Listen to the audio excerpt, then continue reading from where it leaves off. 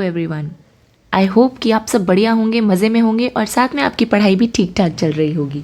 अब जैसे कि टॉपिक देख के आधे बच्चे सोचेंगे कि मैम ये तो छोटा सा टॉपिक है, ऊपर से इतना इंपॉर्टेंट भी नहीं है। 18 मतलब होता है इनर्ट गैसेस, और इनर्ट गैसेस तो इतनी इंपॉर्टेंट है नहीं। यही तो गलती है बेटा। इनर्ट गैसेस टॉपिक भले छोटा है बट फ़ायदा आपका बहुत है, क्योंकि छोटे टॉपिक में होने के बावजूद इसके जो क्वेश्चंस होते हैं वो एकदम फिक्स्ड होते हैं और उसी पॉइंट से क्वेश्चन पूछे जाएंगे।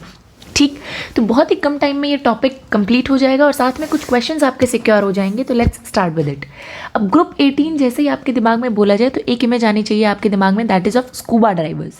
स्कूबा डाइवर्स जो होते हैं वो बेसिकली क्या करते हैं कि पीछे अपने एक ऑक्सीजन का सिलेंडर लटका के बहुत ऊपर से हाइट में पानी में अपने डिप मारते हैं। ठीक है, देखने में तो बड़ा फैंसी लगता है और लगता है कि हम सब ज़िंदगी में कभी ना कभी ट्राई करेंगे, बट ये उतना ही डेंजरस हो सकता है अगर इन्होंने प्रॉपरली गैसेस को नहीं समझा, अपनी बॉडी की फिजियोलॉजी को नहीं समझा और गलती से गलत गैस लेके चले गए तो ये नीचे नहीं डायरेक्टली ऊपर पहुंच जाएंगे। राइट, अब आप पूछेंगे कैसे, तो मैं आपसे बोलूँगी कि बच्चे सॉल्यूशंस में आपने एक कंसेप्ट पढ़ा होगा जिसमें कहते हैं law of solubility of gases, कि गैसेस के ऊपर जितना प्रेशर डालोगे, जितना ज़्यादा प्रेशर डालोगे उतना ज़्यादा गैसेस की सॉलिबिलिटी बढ़ती जाती है। राइट, ये आपने अपने पहले भी सॉल्यूशंस में पढ़ रखा होगा। अब आप मुझे ज़रा बताओ कि जब आप ज़मीन पे हो तो आपका एटमॉस्फेरिक कितना प्रेशर है, 1 एटमॉस्फेयर का, और जैसे ही आप पानी के नीचे जाएंगे तो एटमॉस्फेरिक प्रेशर भी बढ़ेगा क्योंकि आप ज़मीन के नीचे जा रहे हैं, ऊपर एटमॉस्फेयर बहुत ज़्यादा है और साथ में पानी का प्रेशर भी बनेगा। राइट, तो इसका मतलब आपके ऊपर का प्रेशर बढ़ गया, और जब प्रेशर बढ़ेगा तो गैसेस की सॉलिबिलिटी आपके ब्लड में बहुत ज़्यादा बढ़ेगी। अब मज़े की बात यह है कि ऑक्सीजन तो सिलेंडर्स में लिमिटेड रहता है, 20% से ज़्यादा ऑक्सीजन यूज़ ही नहीं किया जाता। बच्चे कहेंगे मैम क्यों, 100% यूज़ कर लो।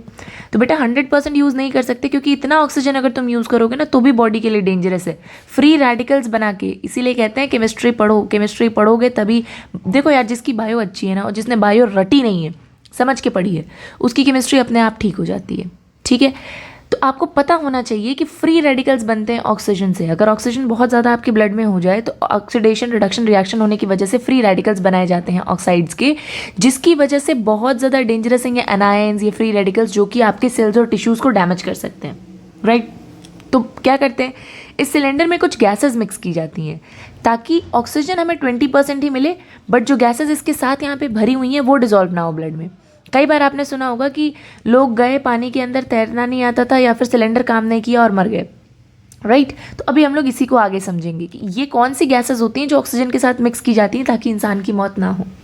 इन सब से एक टर्म आता है which is called as air embolism. देखो, चाहे आप मैथ्स के स्टूडेंट हो चाहे आप बायो के स्टूडेंट हो, अगर तुम्हें जेईई या नीट का पेपर लिखना है तो ये तुम्हें पता होना चाहिए क्योंकि ये डायरेक्टली तुम्हारे ग्रुप 18 से लिंक्ड है। क्या है ये एयर एम्बोलिज्म? वही मैं आपको यहाँ पे समझा रही थी कि गैसेस यहाँ से आपके ब्लड में डिजॉल्व होंगी, आपके सारे ब्लड में ये गैसेस जाएंगी, ऑक्सीजन पहुँचेगा 20%, तो वो आपके लिए यूजफुल है क्योंकि ऑक्सीजन तुरंत डिजॉल्व होकर क्या होगा, ईटीसी यानी इलेक्ट्रॉन ट्रांसपोर्ट चेन में यूटिलाइज हो जाएगा और बॉडी के डिफरेंट मैकेनिज्म में आएगा। वैसे भी आपको पता है ना, आपकी बॉडी में 80% वाटर है। राइट, 80 to 90% वाटर है। अब इसके आगे अगर कोई गैस ऐसी चली गई जो बॉडी में फंक्शन में काम नहीं आती है तो वो क्या करेगी, बबल के फॉर्म में आपके ब्लड वेसल में इस तरीके से ट्रैवल करती रहेगी। आप बोलोगे मैम क्या दिक्कत है, करने दो ना, एक बुलबुला ही तो है। वही तो दिक्कत है, ये बुलबुला आपकी ज़िंदगी ले सकता है और ये बुलबुला आपको हवा बना सकता है। ठीक है, हो सकता है आपको फूकने की नौबत आ जाए। कैसे?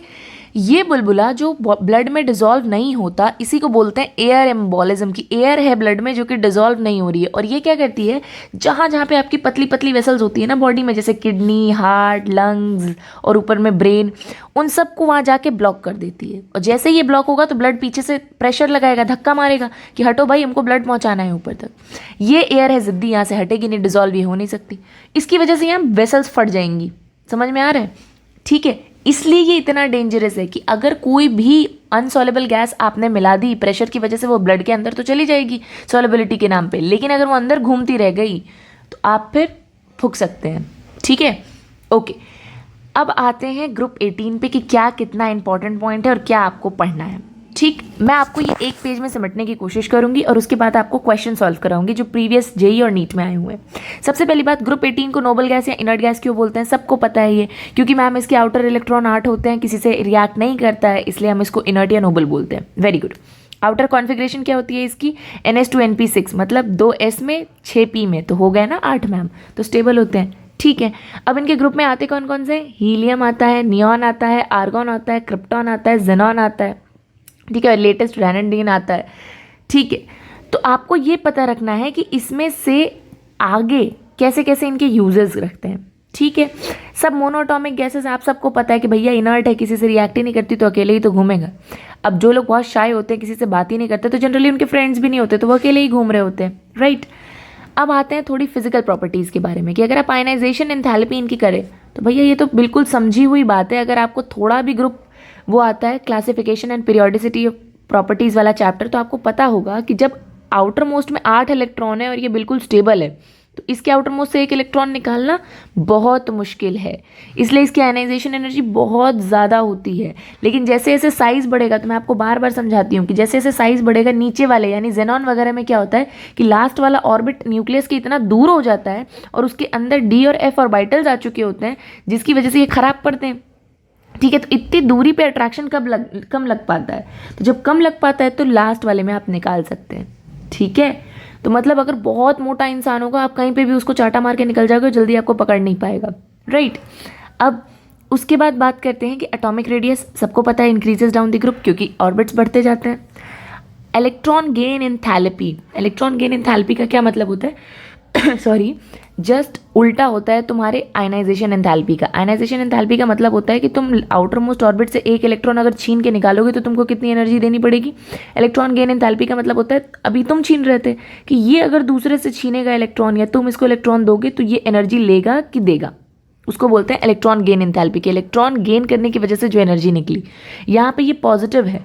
पॉजिटिव क्यों है? पॉजिटिव का मतलब भैया तुमको इसको ऊपर से बहुत जोर लगाना पड़ेगा इसमें इलेक्ट्रॉन देने के लिए। पॉजिटिव का मतलब तुमको एनर्जी देनी पड़ेगी, ये लेगा नहीं। क्यों नहीं लेगा भैया? अंदर उसके 8 स्टेबल है, वो तुमसे क्यों ले? ठीक है, तो पॉजिटिव का मतलब होता है कि बाहर से आपको अपनी एनर्जी खर्च करनी पड़ेगी इसको इलेक्ट्रॉन देने के लिए। ठीक है, तो ये बेकार चीज़ है। क्यों बेकार चीज़ है भैया? इसको एक तो इलेक्ट्रॉन मिल रहा है, ऊपर से एनर्जी भी हमारी खर्च हो रही है, तो ये अच्छी चीज़ नहीं है। इसीलिए ये नोबल गैसेस की कोई टेंडेंसी नहीं होती किसी से भी इलेक्ट्रॉन को एक्सेप्ट करने की। फाइन, उसके बाद आते हैं melting point and boiling point. Melting point and boiling point is very low. क्यों? किसी से बॉन्ड ही नहीं बनाना, किसी से अट्रैक्शन ही नहीं है, किसी से डिस्ट्रैक्शन कुछ नहीं है, एकदम न्यूट्रल घूम रहे हैं बढ़िया, तो इसलिए इनकी मेल्टिंग पॉइंट और बॉइलिंग पॉइंट कम होती है, राइट। बस थोड़ा बहुत वीक जो मॉलिक्यूलर बीच में रहता है ना, वॉन्डर वॉल वगैरह, इनकी वजह से थोड़ा बहुत रहता है, नहीं तो बहुत कम रहता है। अब आते हैं केमिकल प्रॉपर्टीज़ में। लीस्ट रिएक्टिव है, हम सबको पता है लीस्ट रिएक्टिव क्यों है, उनको अकेले घूमना पसंद है, उनको किसी के साथ रिएक्ट ही नहीं करना। और वैसे भी अगर तुम्हें ये पता है ना कि जो इंसान मेंटली स्टेबल रहेगा, मतलब जो अच्छे टाइप के लोग होते हैं जिनको ये पता है कि दुनिया में कुछ बहुत बड़ा अनअचीवेबल भी नहीं है और कुछ बहुत बड़ा ऐसा भी नहीं है कि अचीव हो गया तो बहुत बड़ी बात है। ठीक है, वो थोड़ा सा ग्राउंड लेवल पे रहते हैं, ज़िंदगी को नॉर्मल तरीके से देखते हैं। और कुछ होते हैं जो तुरंत छोटी छोटी बातों पे उछलने लगेंगे, कुछ होता है तुरंत डिप्रेस होने लगेंगे। नीट की प्रिपरेशन में और जेई की प्रिपरेशन में तो ये खासकर होता है। इसलिए एक बात मान लो बेटा, जो भी तुम्हारा एग्ज़ाम है, और आई नो बहुत ज़्यादा अभी एंजाइटी होगी, या तो तुम्हारा बहुत अच्छी प्रिपरेशन होगी तब भी होगी कि जल्दी एग्ज़ाम आ जाए, जल्दी एग्ज़ाम आ जाए, या नहीं होगी तब भी होगी कि अरे यार कुछ प्रिपेयर नहीं है। एग्ज़ाम को अपने 100% से दो। ठीक है, आप अगर मुझे कुछ भी मानते हैं कि हम, अगर मैं आपसे 3, 4, 5 साल भी बड़ी हूँ और मैं इस फील्ड को जी के देख चुकी हूँ, तो मैं आपको बताऊँ एग्ज़ाम को एग्ज़ाम की तरह दो, ज़्यादा हाई हाई मत मचाओ। ठीक है, अपना 100% दो, हो जाता है बहुत अच्छी बात है, बहुत ज़्यादा अच्छी बात है। लेकिन अगर किसी कारण से आपका एग्ज़ाम इतना एक्सपेक्टेड नहीं जाता है तो इट्स एब्सोल्युटली ओके, ज़िंदगी नहीं ख़त्म हुई है। ठीक है, नीट जेई के आगे भी बहुत बड़ी दुनिया है। फाइन, अभी तो आपको 100% फोकस से पढ़ना भी। ये नहीं कि तुम मेरे लेक्चर का ये वाला क्लिप जाके अपने माँ बाप को रेडियो पे सुनाना कि मैम ने कहा है कि नहीं होता तो कोई बात नहीं, ऐसा नहीं करना। ठीक है, अभी तो आपको बहुत अच्छे से पढ़ाई करनी है ताकि आपको सेल्फ कॉन्फिडेंस आए, राइट। पढ़ाई एग्जाम के लिए नहीं, अपने कॉन्फिडेंस के लिए करनी चाहिए। ओके, आगे बढ़ते हैं। अब लेकिन जेनॉन चूंकि नीचे वाला कंपाउंड है, तो हमने आपको बताया ही कि नीचे वाले में से आप इलेक्ट्रॉन निकाल सकते हैं, क्योंकि साइज़ बड़ा हो गया है तो वो आसानी से थोड़े से अट्रैक्शंस उनके कम हो जाते हैं। तो जेनॉन के कंपाउंड्स बहुत इंपॉर्टेंट है, पूछे भी जाते हैं कि अगर आप जेनॉन को एक्सेस में लेंगे और फ्लोरीन को मिलाएंगे एट टेम्परेचर 673 तो XeF2 बनेगा। अगर आप जेनॉन को 1 लेंगे और Fe को ज़्यादा ले लोगे, 5 गुना ले लोगे, तो क्या बनेगा? XeF4 बनेगा। अगर आप जेनॉन को 1 लोगे और Fe को 20 गुना ले लोगे तो क्या बन जाएगा? XeF6 बन जाएगा। कैसे याद करना है मैं बताती हूँ। दोनों को बराबर लेके चले हो तो 1 जेनॉन 2 फ्लोराइड बन जाएगा। फ्लोरीन बढ़ा दिए, 5 कर दिए, तो इससे 1 कम 4 वाला बन जाएगा। 20 कर दिए तो 6 वाला बन जाएगा। तीन ही जेनॉन के कंपाउंड फ्लोरीन के साथ पॉसिबल है, XeF2, XeF4, XeF5, XeF6। याद करने का तरीका क्या है, अगर दोनों बराबर में तो F2, अगर फ्लोरीन सिर्फ 5 ज़्यादा लोगे तो F4, और अगर 20 ले लोगे तो F6। मतलब जितना ज़्यादा लोगे उतना ज़्यादा बनेगा। ठीक, ये बड़ी सीधी सी बात हो गई। हाइड्रोलिसिस ऑफ जेनॉन कंपाउंड्स बड़ा पूछा जाता है, क्या है कि अगर XeF4 को तुम हाइड्रोलाइज करोगे, पानी के साथ रिएक्ट करोगे तो XeO3 और HF बनेगा। ठीक, XeF6 का अगर पार्शियल हाइड्रोलिसिस करोगे तो XeO4 बनेगा। और सेम वही चीज़ अगर पार्शियल हाइड्रोलिसिस में भी थोड़ा पानी ज़्यादा मिला दिया तो ऑक्सीजन बढ़ जाएगा यहाँ पे, यानी XeO2F2 बन जाएगा। राइट, HF तो सब में बनता है भाई, जेनॉन का कंपाउंड फ्लोरीन के साथ है तो HF तो सब में बनना है हाइड्रोलिसिस में। XeF6 का अगर तुम कंप्लीट हाइड्रोलिसिस कर दोगे तो कुछ नहीं होगा, XeO3 और 6HF बन जाएगा। ठीक है, कंप्लीट का मतलब बिल्कुल अच्छे से टूट गया, तो अच्छे से टूट गया तो जेनॉन अलग फ्लोरीन अलग, जेनॉन के साथ ऑक्सीजन चिपका दो 3 और फ्लोरीन के साथ हाइड्रोजन चिपका दो। ठीक, अगर XeF4 का तुम ऑक्सीडेशन हाइड्रोलिसिस करोगे तो क्या होगा, Xe बनेगा। XeF4 सबसे बढ़िया है, सारे तरीके के कंपाउंड बनाता है, Xe भी बनाता है, XeO3 भी बनाता है और HF भी बनाता है। राइट, ये थोड़ी सी चीज़ें आपको थोड़ी सी याद करनी पड़ेंगी, बट वैसे भी मैंने आपको याद करने का तरीका बता दिया कि अगर तुम कंप्लीट कर रहे हो XeF6 का तो O3 बन जाएगा, HF बन जाएगा, ये याद रखो। F4 का कंप्लीट कर रहे हो तो तीनों कंपाउंड बनेंगे, क्या, HF, XeO3, Xe। ठीक, तो एक चीज़ तो फिक्स हो गई आपके इतने से ट्रिक से कि XeO3 और HF तब बनेगा जब कहीं भी कंप्लीट ऑक्सीडेशन होगा, चाहे 4 का हो चाहे 6 का हो। जहाँ कहीं कंप्लीट ऑक्सीडेशन होगा वहाँ पे XeO3 और HF बनना ही बनना है। ठीक, जहाँ पे लिख दिया पार्शियल ऑक्सीडेशन तो पहली बात तो आप ऑप्शन से ही पहचान जाएंगे, क्यों, क्योंकि ऑप्शन में अगर XeO3 नहीं रहा तो मतलब वो पार्शियल हाइड्रोलिसिस की बात हो रही है। XeO3 is for complete hydrolysis. अगर 4 ही F है तो डेफिनेट सी बात है कि HF है जो वो 24 बनेंगे, बहुत ज़्यादा मॉलिक्यूल यहाँ पे लेना पड़ेगा। अगर 6 है तो 6 वाला बन जाएगा। राइट, XeO के साथ अगर कभी भी F चिपका है या F4 चिपका है या XeO2O के साथ अगर कभी F चिपका है मतलब पार्शियल हाइड्रोलिसिस है, पूरा पानी मिला नहीं है। ठीक, ये तरीका है इसको याद करने का। अब ये स्ट्रक्चर्स बहुत इंपॉर्टेंट हैं जो आपको बार बार पूछे जाएंगे, बहुत इंपॉर्टेंट स्ट्रक्चर्स हैं ये, कि जेनॉन के कंपाउंड्स की सबकी आपको पता होनी चाहिए कि हाइब्रिडाइजेशन क्या है और शेप क्या है। XeF2 देखो क्या शेप है। XeF2 में क्या है कि यहाँ पे Xe जो है एक मॉलिक्यूल, उसके 3 लोन पेयर इस तरीके से एक प्लेन में एक ट्राइंगल में घूम रहे हैं, एक ही प्लेन में, मतलब एक ही पेपर में, और एक ऊपर लगा है फ्लोरीन, एक नीचे लगा है फ्लोरीन। ठीक, अब तुम अगर फ्लोरीन बढ़ाओगे तो 4 अगर फ्लोरीन लगाओगे, इसमें 8 इलेक्ट्रॉन होते हैं तो 4 तो बॉन्ड के साथ हो गए और ऊपर से 2 लोन पेयर ऊपर नीचे। जितना कोशिश हो सके उतना ये अपने आप को प्लेनर रखने की कोशिश करेगा, लीनियर रखने की कोशिश करेगा। अगर 2 F लगाओगे तो भैया 3 ट्राइंगल वाले 3 लोन पेयर ऐसे, एक फ्लोरीन ऊपर एक फ्लोरीन नीचे। ठीक, तो अब एक बात बताओ, इसकी हाइब्रिडाइजेशन क्या होगी। कितने लोन पेयर, 1 2 3, कितने बॉन्ड पेयर, 1 2, 5 हो गया। तो इसका मतलब sp3 तो नहीं हो सकता क्योंकि इसमें 4 ही आ रहा है, तो एक D ऐड करना पड़ जाएगा। 3 p के ऑर्बिटल, एक s का ऑर्बिटल, एक d का ऑर्बिटल, हो गया 5, इसलिए sp3d। अब जरा यहाँ देखो, यहाँ पे क्या है, यहाँ पे तुम्हारा चूंकि ज्योमेट्री चेंज हो गई है, अभी देखो क्या हो रहा है कि 4 बॉन्ड 2 लोन यानी 6 हो गए, तो 6 का मतलब एक s 3 p हो गया 4, फिर d को 2 ऐड करना पड़ेगा तब तो 6 हो पाएंगे ऑर्बिटल तो 6 होने चाहिए ना, 6 वो होने के लिए 2 लोन पेयर और 4 बॉन्ड पेयर होने के लिए, इसलिए आपका इसका हाइब्रिडाइजेशन ऐसे चेंज हो गया। तो हाइब्रिडाइजेशन की भी ये ट्रिक होती है पता लगाने की। राइट, अब यहाँ पे XeF6 है, F6 का मतलब 6 बॉन्ड बना रहा है, 6 बॉन्ड बना रहा है तो इसके पास 8 इलेक्ट्रॉन होते थे ना, तो 2 इलेक्ट्रॉन का एक लोन पेयर बच जाएगा, तो क्या हो गया 7 चीज़ें, तो sp3 4 तो ये हो गया, d में कितना ऐड करना पड़ेगा 3, तभी तो sp3d3 है इसकी हाइब्रिडाइजेशन। तो जितने बॉन्ड हैं और जितने लोन पेयर हैं उससे तुम हाइब्रिडाइजेशन काउंट कर सकते हो। XeO3 में क्या हो गया, अब देखो मजे की बात यह है कि हम सबको पता है कि हाइब्रिडाइजेशन सिर्फ सिंगल बॉन्ड से काउंट होती है, डबल बॉन्ड को नहीं यूज करते हम हाइब्रिडाइजेशन काउंट करने में। डबल बॉन्ड तो बस एक दूसरे के प्रति अट्रैक्शन है, कोई बहुत स्ट्रॉन्ग बॉन्ड थोड़ी है, तो उससे हाइब्रिडाइजेशन थोड़ी काउंट होती है। तो अब देखो कितने बॉन्ड पेयर, 1 2 3 और एक लोन पेयर, यानी 4 ऑर्बिटल मुझे चाहिए, तो sp3 इसी से हो गया मेरे 4, और शेप कैसा बन गया पिरामिडल।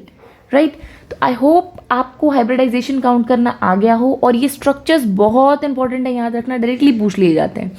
यही इसका हॉटस्पॉट सेगमेंट है पूरे चैप्टर का, और इतना ही आपको पता होना चाहिए ग्रुप 18 के बारे में। Now let's begin ahead. देखो ये क्वेश्चन जो पूछा गया है, क्या पूछा गया है, which compound is prepared by the following reaction. क्या रिएक्शन है भैया, XeF2 लेके चले हम 2:1 के वॉल्यूम में, मतलब अगर तुम लिमिटेड लेके चले हो तो इसमें सबसे छोटा कंपाउंड कौन सा बन रहा है, व्हाट इज़ दैट, कि जिसमें F सबसे कम हो, F2 वाला। तो ये बना दो, समझ रहे हो क्यों? क्योंकि अगर F4 या F6 बनना होता तो फ्लोरीन ज़्यादा होना चाहिए, 5 गुना ज़्यादा होना चाहिए, 20 गुना ज़्यादा होना चाहिए। इन्होंने तो ऐसा दिया नहीं, बल्कि फ्लोरीन को कम कर दिया है। तो अगर तुम्हें उतना सा पॉइंट याद है तो तुम इसके आंसर तक पहुंच सकते हो, that is XeF2, right. Okay, अब इतनी बात आते हैं। अब देखो, पूरा खेल पूरे चैप्टर का यहाँ पे है, जहाँ पे सोल्यूशंस को कंबाइन करके आपको इनर्ट गैस के साथ पूछा जा सकता है। क्या है ये question? Helium is added to the oxygen used by the deep sea divers because, मैंने आपको बताया था ना स्कूबा डाइवर्स का हम लोगों ने यहाँ पे बात की थी कि वो क्या करते हैं, इस ऑक्सीजन सिलेंडर में सिर्फ 20% ऑक्सीजन होती है, क्योंकि उससे ज़्यादा करोगे तो हमारी बॉडी में फ्री रेडिकल्स बनने लगेंगे, जो कि बॉडी के टिश्यू और सेल के लिए डैमेजेबल हो सकते हैं, तो हम उससे ज़्यादा कर नहीं सकते। बट बात ये है कि इस सिलेंडर को ऑक्सीजन अगर 20% रही और मान लो प्रेशर की वजह से ऑक्सीजन नीचे सेटल हो गई लिक्विड बन के, तो ये सांस लेना चाहेगा, तब भी ऑक्सीजन इसके पास आएगी ही नहीं। तो हमको सिलेंडर तो पूरा भरना है, तो कैसे भरें? 80% वॉल्यूम रिप्लेस करना है किसी गैस से। पहले हम लोग क्या यूज़ करते थे? नाइट्रोजन यूज़ करते थे। तो कई स्कूबा डाइवर्स के अंदर एयर एम्बोलिज्म हो जाता था, जिसकी वजह से वो एक्सपायर हो जाते थे। तो अब हमने क्या तरीका निकाला? हमने कहा इनर्ट गैस डालो। इनर्ट गैस इसलिए डालो बिकॉज ये ब्लड में सॉल्युबल ही नहीं है, और सॉल्युबल नहीं है इस वजह से क्या है कि डेफिनेट सी बात है कि ब्लड के अंदर जाएगा ही नहीं, ठीक है, इनसॉल्युबल है। ये बात समझ में आ रही है? जैसे नाइट्रोजन वगैरह जो है वो ब्लड में सॉल्युबल होते हैं, बड़ी आसानी से घुस जाते हैं और फिर उनका बबल उसके अंदर ट्रैवल करता रहता है। हीलियम इनसॉल्युबल होता है, राइट, तो वो ब्लड में इतनी आसानी से ट्रैवल ही नहीं कर सकता, तो वो जाएगा ही नहीं। तो that is the answer for this question. अब आते हैं ये क्वेश्चन, देखो ये जेई में पूछा गया था, which of the following has sp3d2 hybridization. sp3d2 मतलब कितना बॉन्ड हो गया? एक S 3 P और 2 D, यानी बॉन्ड पेयर लोन पेयर मिला के कितना हो गया? 6।